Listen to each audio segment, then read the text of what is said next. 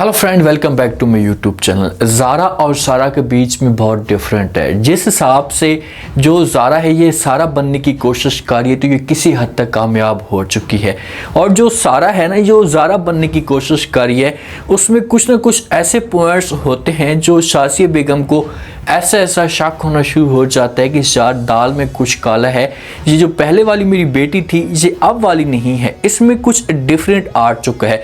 तो शाज़िया बेगम खोज लगाने की कोशिश कर रही है ज़ारा क्या मिस्टेक कर सकती है जिस पर घर वालों को ज़ारा के ऊपर शक होना शुरू हो जाएगा। नेक्स्ट एपिसोड में जो आने वाली साथ होंगी इसमें क्या ट्विस्ट पैदा होंगे ये आज के शो में डिस्कस करने वाले हैं। शाज़िया बेगम ने जब से सारा को नमाज पढ़ते हुए देखा है तो उसके बाद शाज़िया बेगम को इस मामले पे यकीन तक नहीं होता कि मेरी जो बेटी है ये इतनी चेंज हो सकती है। इसे जब भी जाती है किचन के अंदर तो सारे के सारे काम जो होती है खुद करना शुरू कर देती है। जो ज़ारा थी ना ये कभी भी अपने हाथों के साथ काम नहीं करती थी। एक तो लेट उठती थी, इसका कोई टाइम टेबल नहीं था, तो सारा अपने जो हिसाब से उठती है, सुबह सवेरे उठ जाती है, नमाज पढ़ती है, और इसकी जो रूटीन शाज़िया बेगम देखकर बड़ी हैरान और परेशान हो जाती है।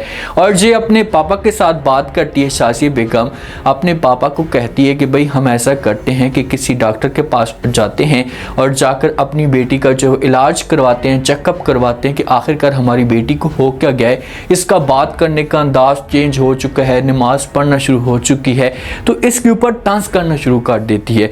जब सारा के ऊपर तंज करती है तो सारा को इस मामले पे गुस्सा आता है। हालांकि ज़ारा ने सारा को समझाया हुआ था, ये बात बार बार इसे समझा कर गई थी कि भाई मेरी जो माँ है ये जो कुछ भी कहती है आपने अपने आप के ऊपर कंट्रोल करना है और कोई भी इमोशनल होकर ऐसी बात नहीं करनी। लेकिन सारा को सब कुछ भूल जाता है और इसे ये चीज़ें बर्दाश्त नहीं होती, और इसकी सबसे जो बड़ी मिस्टेक है यही है। बात करती है शाज़िया के ऊपर, शाज़िया को कहती है कि आप ज़ारा की माँ हैं, इस वजह से मैं चुप हूँ, अगर आप ज़ारा की माँ ना होती तो मैं आपको देख लेती। तो सारा ये बातें कहकर चली जाती है।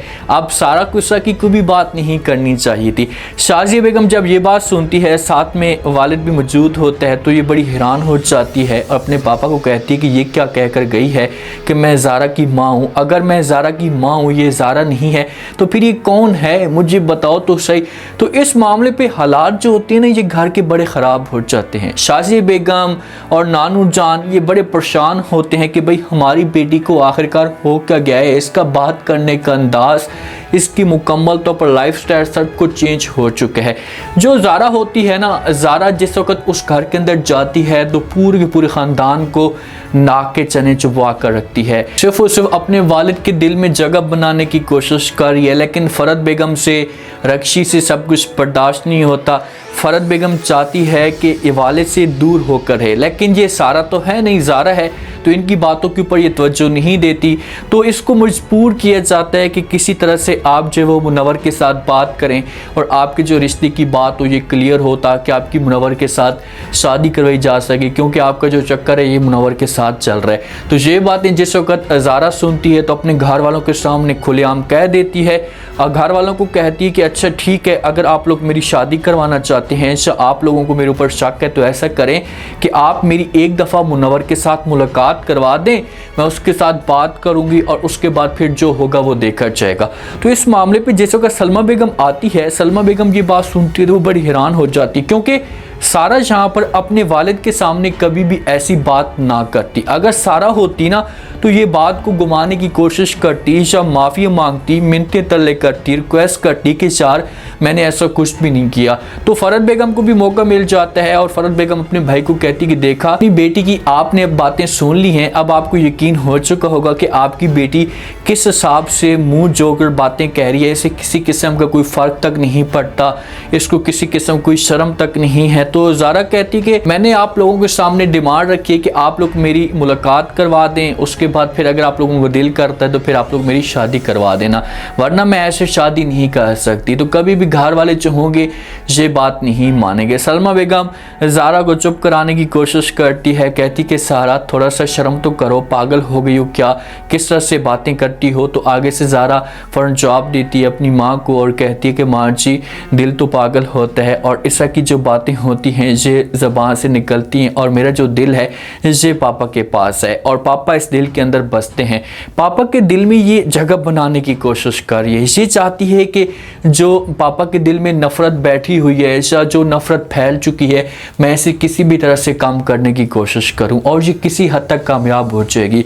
सारा अगर होती ना तो सारा कभी भी अपने मकसद में कामयाब ना होती और इसे नाकामी मिलती। अब ज़ारा इस घर के अंदर आई है ना, तो ये खोज लगाने की कोशिश करेगी, मुकम्मल तौर पर डिटेल लेगी कि आखिरकार वजह क्या है जो ख़ानदान के अंदर इतनी नफ़रत फैली हुई है या जो मेरा पापा है इतनी नफ़रत करता है हमारे साथ या हमारी माँ के साथ।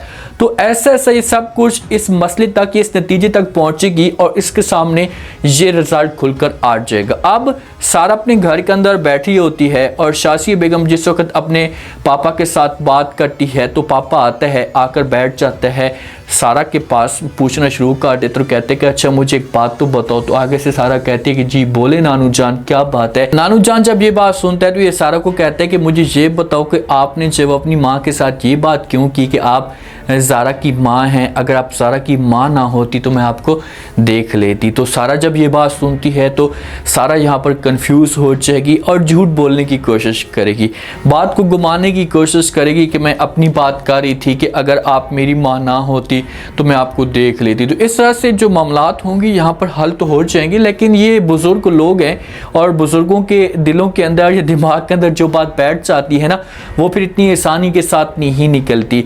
लाजमी तौर पर ये दोनों जो होंगे, शासिया खास तौर पर हर सूरत में जो वो खोज लगाएगी और ये हर वक्त सारा की जो हरकतें होंगी ये नोट करेगी, बात करने का अंदाज नोट करेगी।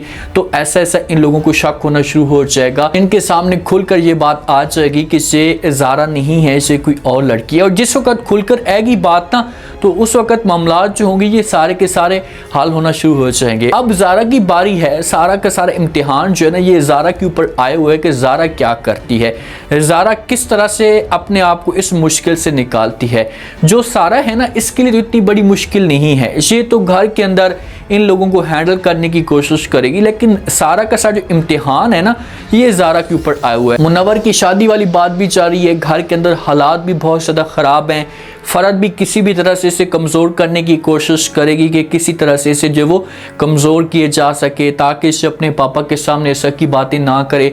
जब भी फ़रद को मौका मिलेगा तो अपने भाई के पास जाएगी, इसका माइंड चेंज करने की कोशिश करेगी, इसे कहेगी कि देखा आपने जो वो बातें सुन ली हैं अपनी बेटी की कि इसका जो बात करने का अंदाज किस हिसाब से चेंज हो चुका है, पहले ये बात ठीक तरीके से करती थी अब ये बदतमीज़ हो चुकी है। तो ऐसा ऐसा जो माहौल होगा ये ख़राब होना शुरू हो जाएगा। ज़ारा के लिए मुश्किल खड़ी होगी, लेकिन ज़ारा को चाहिए कि जहाँ पर ये किसी किस्म की कोई भी मिस्टेक ना छोड़े। अगर ये मिस्टेक छोड़ती है या कोई भी ऐसी बात छोड़ती है जिसकी वजह से गलती इसकी पकड़ी जाती है तो फिर इसके लिए मुश्किल खड़ी हो चुकी है। हाँ, एक पॉइंट नोट करने वाला है कि अगर ज़ारा को आदिल के साथ मोहब्बत होती है तो फिर जो मामलात होंगे ये ख़राब हो सकते हैं। अगर ये आदिल के दिल में जगह बना लेती है और इससे भी आदिल के साथ मोहब्बत होना शुरू हो जाती है तो फिर सारा और ज़ारा के बीच में जो मामलात होंगे ये ख़राब हो सकते हैं, लेकिन एंड पे जाकर इन दोनों का जो एंड होगा ये हैप्पी एंड ही होगा। उम्मीद है आज का रिव्यू, आज के टीज़र आप लोगों को पसंद आया होगा।